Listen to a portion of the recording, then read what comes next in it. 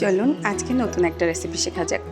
আজকের রেসিপিটা হলো সকালবেলা যে আমরা হোটেলে যে পরোটা, নান, রুটি বা রুটির সাথে যে সবজিটা খেয়ে থাকি সেই সবজির রেসিপিটাই বাসায় বানালে আরও বেশি ভালো হবে।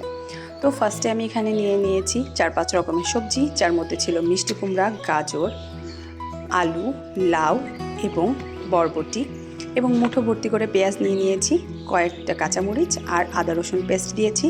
চেষ্টা করবেন অবশ্যই আদা রসুন পেস্টটা স্কিপ না করার, কারণ আদা রসুন পেস্ট না দিলে এই সবজির টেস্টটা আসবে না।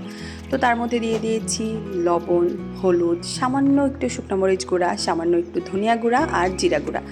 আর এখানে ব্যবহার করেছি একটা দারচিনি, 2টা এলাচ আর সামান্য একটু তেল।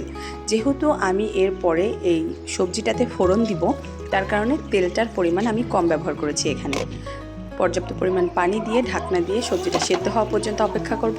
সবজিটা হাফ সিদ্ধ হয়ে আসলে আগে থেকে সিদ্ধ করে রাখা ছোলার ডাল আমি এই সবজিটার ভিতরে দিয়ে দিব।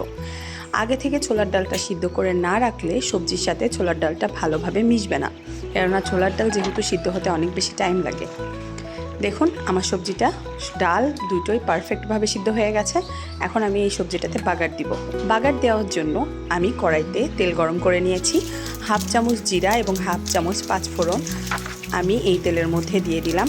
যখন এই তেলের মধ্যে থেকে জিরা এবং পাঁচফোড়নে সুন্দর একটা সুঘ্রাণ ছড়াবে, তখন আমি এর মধ্যে পেঁয়াজ এবং রসুন, কিছুটা শুকনো মরিচ দিয়ে ভালোভাবে লাল হওয়া পর্যন্ত ভেজে নেব। পেঁয়াজটা যখন লাল হয়ে এসেছে, এখন এর মধ্যে আমি সবজিগুলো দিয়ে দিব। এই সময় যখন আমরা সবজিটা অ্যাড করি, তখন খুবই সুন্দর একটা স্মেল বের হয়, যাতে অটোমেটিক খিদা লেগে যায়। সত্যি কথা বলছি, বাসায় একবার হলেও ট্রাই করবেন এই মজাদার ভেজিটেবলটা। এই মজাদার ভেজিটেবলটা রান্না করলে বাসার বড় ছোট সবাই অনেক বেশি পছন্দ করবে। সবাই ভালো থাকবেন, দেখা হচ্ছে নেক্সট ভিডিওতে। আল্লাহ হাফেজ।